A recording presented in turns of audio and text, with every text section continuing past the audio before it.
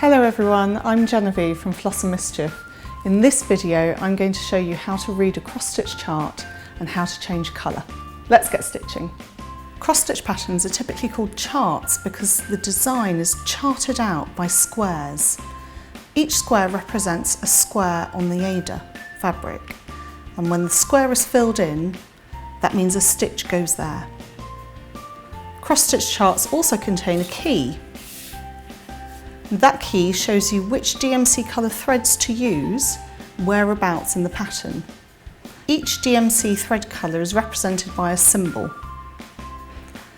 When you see that symbol in the chart, you know which thread colour to use for that stitch. Cross-stitch charts also list the kind of fabric, the colours of floss, and how many skeins of each you'll need. You'll also need needle, or 2 or 3 in case you lose one, small scissors, and an embroidery hoop. When cross-stitching, it's often easiest to finish all the stitches in the same colour area before moving on to another colour.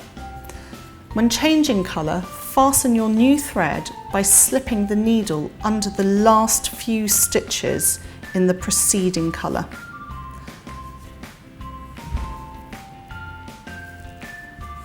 You can then carry on cross-stitching in your new colour and keep following the pattern to know where to stitch next.